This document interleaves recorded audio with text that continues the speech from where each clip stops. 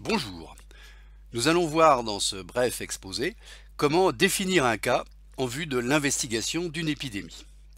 L'exposé dure environ 20 minutes. Alors, les procédures d'investigation d'une épidémie font partie de la série de conférences sur les méthodes en épidémiologie appliquée que nous vous proposons sur ce site. La définition d'un cas intervient dans la troisième étape de la phase descriptive de l'investigation d'une épidémie avant de commencer la recherche active des cas. La définition d'un cas dans le contexte d'une épidémie n'a pas pour objectif de diagnostiquer des cas, mais de les collecter. Il y a donc une différence très nette entre la définition épidémiologique, qui doit être succincte, limitée, et la description clinique qu'utilise le médecin praticien qui énumère l'ensemble des signes et des symptômes. Alors, lors de l'investigation d'une épidémie, de nombreux enquêteurs vont collaborer à la recherche des cas et il s'agit donc d'obtenir une collecte homogène en évitant au maximum une interprétation subjective de la maladie par les enquêteurs. Et enfin, une définition précise permettra de vérifier l'adéquation des signes et des symptômes des cas avec la définition préalablement décidée. La définition d'un cas présente deux volets. Un premier volet qui comporte un certain nombre d'éléments, des signes cliniques, biologiques ou paracliniques, qui vont être choisis en fonction de leur valeur sélective. La liste de ces signes doit donc faire l'objet d'une discussion entre les épidémiologistes qui vont utiliser la définition du cas sur le terrain et les spécialistes de la maladie en cause. Et deuxième volet, qui est indispensable mais parfois oublié, la définition doit comporter des limites en termes de temps, c'est-à-dire la date ou l'heure de début des symptômes, en termes de lieu, c'est-à-dire dans quel territoire va-t-on rechercher les cas en priorité, et enfin parmi quel type de population. En premier volet, la définition clinique ou biologique ou paraclinique qui doit présenter un certain nombre de qualités. Elle doit être précise, objective, elle doit être opérationnelle, c'est-à-dire applicable dans les conditions du terrain d'une investigation d'épidémie. Elle doit être logique dans les diverses combinaisons des signes proposés. Et enfin, présenter deux qualités souvent contradictoires, être à la fois sensible et spécifique. Et nous allons décliner ces différentes qualités.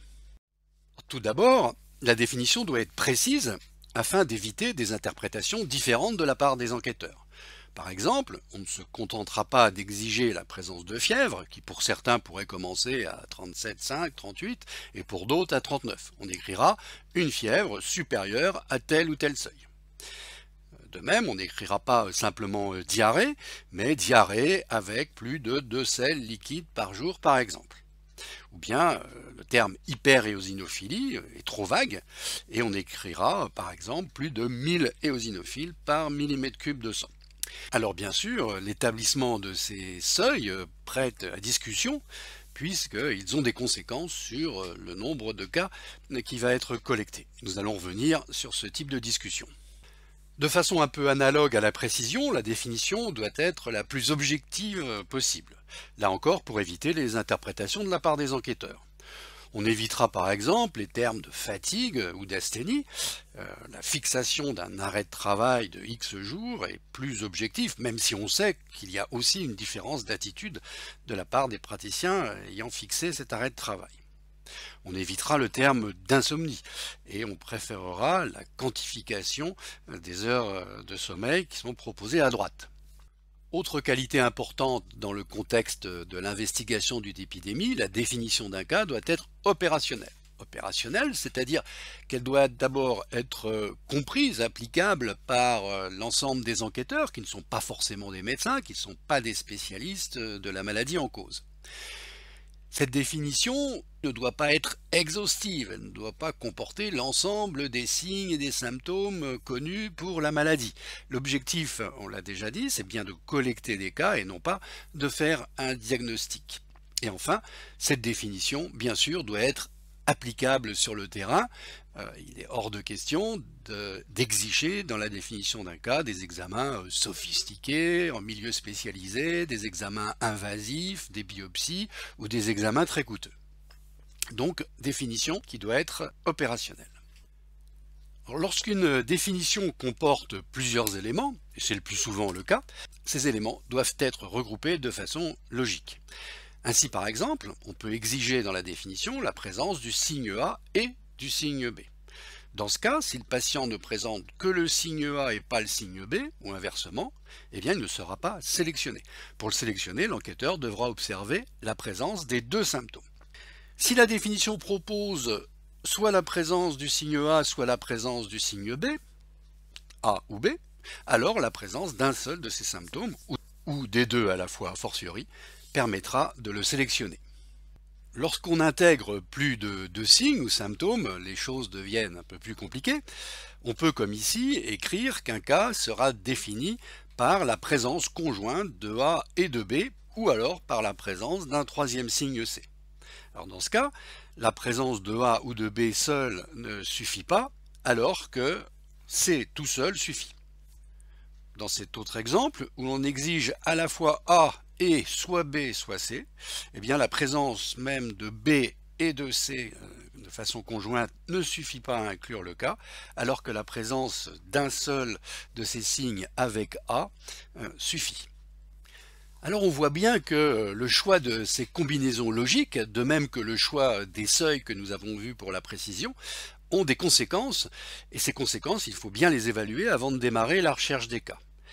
Si les seuils sont trop bas, ou bien la combinaison logique trop large, par exemple la présence d'un signe A, ou bien d'un signe B, ou bien d'un signe C, eh bien on va collecter de nombreux malades, dont certains ne sont pas des cas liés à l'épidémie. On dit alors que la définition est trop sensible et pas assez spécifique. A l'inverse, si les seuils sont trop hauts, ou si la combinaison est trop rigoureuse, eh bien les cas seront effectivement plus sûrs, mais on risque de limiter leur nombre et de perdre de nombreux cas pourtant liés à l'épidémie. On dit alors que la définition est trop spécifique et pas assez sensible. On perçoit donc immédiatement la difficulté de la définition d'un cas qui oscille entre ces deux qualités contradictoires que sont la sensibilité, lorsqu'on veut admettre le maximum de cas, et la spécificité, lorsqu'on veut être certain du diagnostic chez les cas. Alors lorsqu'on veut obtenir le beurre et l'argent du beurre, si on peut dire, sensibilité et spécificité, on peut être amené à complexifier un peu les définitions. Ici, une définition encore relativement simple, où un cas est défini par la présence du signe A ou du signe B, associé à deux signes parmi toute une série d'autres signes. Donc on inclura le patient si on a un seul des signes A ou B associé à deux signes de la liste. Voilà un autre exemple de combinaison où on exige à la fois la présence de A, la présence de B et de deux signes parmi la liste. Donc vous remarquerez que cette définition est beaucoup plus spécifique que celle du haut. Alors lorsqu'on ne sait pas trop comment choisir, lorsqu'on est ennuyé entre le choix entre une bonne sensibilité et une mauvaise spécificité, ou à l'inverse, une bonne spécificité et une mauvaise sensibilité, eh bien un moyen de s'en tirer est de créer non pas une définition de cas, mais plusieurs niveaux de définition. Ainsi on peut être amené à créer la définition d'un cas certain, ou de cas moins certains, c'est-à-dire de cas probables ou même de cas très peu certains, comme des cas suspects.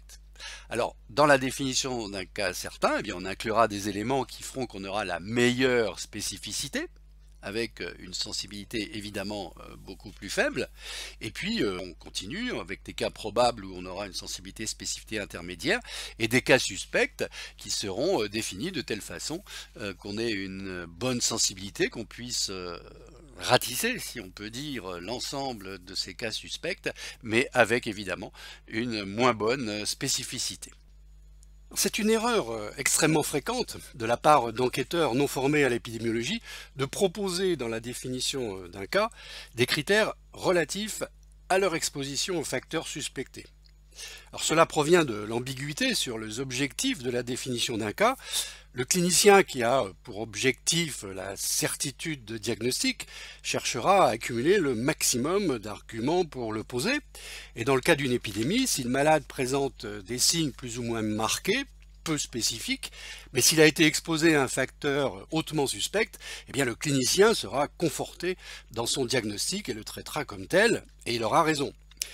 L'épidémiologiste, quant à lui, la plupart du temps, recherche la cause de l'épidémie. S'il inclut seulement des malades exposés, que se passera-t-il? Eh bien, au moment de l'analyse étiologique, par exemple après avoir interrogé des témoins dans une enquête cas témoins, on obtiendra un tableau à 4 cases avec une case petit c égale à 0, puisqu'il n'aura inclus aucun cas non exposé. Donc l'odd ratio sera infini. Et ainsi, si l'on n'inclut que des cas exposés, ce n'est même pas la peine de faire une enquête étiologique et de recruter des témoins, la cause est entendue dès le départ. Donc les données recueillies ne serviront qu'à un simple rapport descriptif des cas. Donc si nous voulons investiguer une épidémie, restons fermes sur le principe, un cas est un patient qui présente des signes et des symptômes, un point c'est tout. Peu importe les expositions qu'il a subies, c'est justement le but de l'enquête étiologique de les découvrir. Alors on peut quand même modérer un peu ce principe de faire que nous venons d'exposer. Non pas en incluant des éléments d'exposition dans la définition, mais en limitant la population d'études dans son ensemble. Si par exemple une grande partie de la population d'études n'est en aucun cas soumise aux facteurs qu'on étudie, il est absurde d'aller rechercher des cas et des témoins dans l'ensemble de cette population, ce serait une perte de temps et d'énergie. On définira donc une sous-population d'études restreinte aux individus susceptibles d'être exposés. Par exemple, lors de la recherche d'un aliment responsable d'une toxi-infection alimentaire collective dans une cantine scolaire, avant de définir un cas, on définira la population d'études comme celle des élèves fréquentant la cantine et on exclura les externes qui rentrent chez eux. Ensuite, on définira les cas et les témoins en tant que personnes appartenant à cette population d'études. Deuxième volet de la définition d'un cas, en fixer les limites. Alors tout d'abord en termes de temps, avec la date ou l'heure de début. Alors, il faut prévoir une date suffisamment antérieure à celle de la découverte des cas index pour être sûr de retrouver des cas qui seraient passés inaperçus jusqu'alors. Tout dépend bien sûr de la durée d'incubation de la maladie. S'il s'agit d'une toxi-infection alimentaire collective avec une durée d'incubation qui varie de quelques heures à quelques jours, on recherchera les cas ayant présenté des symptômes depuis, par exemple, le jour précédent la survenue du cas index. S'il s'agit d'une maladie à incubation plus longue, par exemple plusieurs semaines, eh bien on recherchera les cas s'étant produits dans le mois précédant la survenue du cas index. Ensuite, en termes de lieu, il s'agit ici de fixer des limites pratiques qui soient compatibles avec les moyens humains, logistiques et financiers dont on dispose. En début d'épidémie, évidemment, on ne connaît pas l'extension de l'épidémie, mais par ailleurs, on ne peut pas rechercher les cas sur tout le territoire. Donc on fixera des limites à la recherche des cas dans la zone où sont survenus les premiers cas déclarés, quitte à étendre la zone des recherches au fur et à mesure des informations disponibles.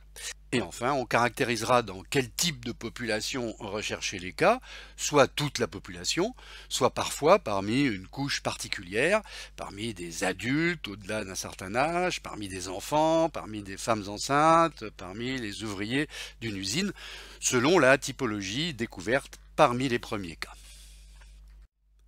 Voyons pour finir quelques exemples de définition de cas. Ici, il s'agit d'une épidémie de méningite et vous voyez une définition extrêmement simple, très opérationnelle, facile à appliquer sur le terrain, présence d'une fièvre supérieure à 38 et d'un bombement de la fontanelle. Donc ici, nous avons une définition qui est relativement sensible et qui va pouvoir être appliquée par les enquêteurs. Cette définition est incomplète, il manque les limites en termes de temps, de lieu et de personnes, bien évidemment.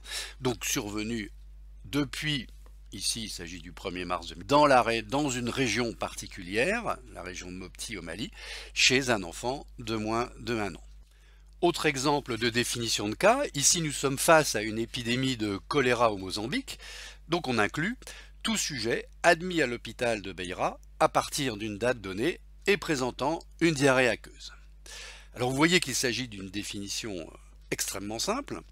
Ici on privilégie la rapidité, il faut le plus vite possible estimer l'ampleur de cette épidémie de choléra, peu importe si quelques cas de diarrhée non cholérique sont inclus. On utilise donc une définition extrêmement sensible, très peu spécifique mais peu importe, et applicable par tous les personnels engagés sur le terrain. Autre exemple, Ici, nous sommes face à une épidémie de fièvre jaune et on va inclure tout sujet habitant une région particulière du Mali, la région de Kayes, depuis une date donnée. Et on va inclure tout sujet présentant à la fois un ictère, une fièvre supérieure à 38, des hémorragies et un examen ayant montré la présence de virus. Alors comme vous le voyez, une telle définition, même si elle est correcte sur le plan de ses limites et sur le plan logique, présente une très médiocre sensibilité avec, à l'inverse, une grande spécificité. Donc on est à peu près sûr que les cas qui vont être inclus sont des cas de fièvre jaune, puisqu'on aura trouvé des virus, mais cette définition est totalement inapplicable sur le terrain. Très peu de sujets vont bénéficier d'un prélèvement et d'un examen à la recherche du virus. Donc si l'objectif est de mesurer rapidement l'ampleur de l'épidémie de fièvre jaune, on va réduire cette définition, on va se contenter d'une définition peut-être un peu moins spécifique, mais en tout cas applicable sur le terrain, faisable. Donc on définit un cas comme un sujet ayant présenté à la fois un ictère et de la fièvre, et vous voyez qu'on ne précise même pas ici le seuil de fièvre, étant donné qu'il est irréaliste d'obtenir ces données dans les conditions de terrain. Ou bien, on inclut tout sujet dont on apprend le décès dans un tableau fébrile ou ictérique. Donc une définition plus réaliste, plus adaptée aux conditions de l'investigation d'une épidémie de fièvre jaune sur le terrain. Et pour finir, des définitions de cas de rougeole. Donc rougeole, maladie très connue. Il s'agit de définitions standardisées qui sont admises par tout le monde. Et en cas d'épidémie de rougeole, on a ainsi l'assurance d'avoir une homogénéité des cas qui sont collectés. Donc on définit un cas suspect comme étant un sujet présentant une éruption typique de rougeole et une fièvre supérieure à 38,5. Un cas probable, c'est la présence de cette fièvre supérieure à 38,5 et d'une éruption supérieure à 3 jours et d'un signe parmi les trois que sont tout coryza ou conjonctivite. Et enfin un cas certain, on reprend la définition du cas probable à laquelle on rajoute la découverte du virus. Nous voici donc à la fin de ce bref exposé sur la façon de définir un cas lors de l'investigation d'une épidémie. Donc nous avons vu que cette définition devait être précise, devait être objective, devait être opérationnelle, c'est-à-dire faisable sur le terrain, dans les conditions de terrain, acceptable par la population à laquelle elle s'adresse, qu'elle devait être logique avec la combinaison de signes cliniques ou biologiques ou paracliniques, et que cette définition devait être évaluée en termes de sensibilité et spécificité, avec création de plusieurs niveaux de définition si l'on désirait. Et enfin, cette définition devait comporter des limites en termes de temps, de lieu et de personnes. Donc cet exposé sur la définition d'un cas concernait la troisième étape de la phase descriptive d'une épidémie, étape qui précédait donc la collecte des cas et le remplissage des questionnaires et toute la collecte des données concernant ces cas. Données qui vont servir à décrire l'épidémie en termes de temps, et je vous donne donc rendez-vous dans un exposé qui s'appelle la courbe épidémique, et elle est décrite également en fonction de l'espace qui fait également l'objet d'un exposé. Je vous dis donc à très bientôt. Voici une liste de références bibliographiques sur l'investigation des épidémies.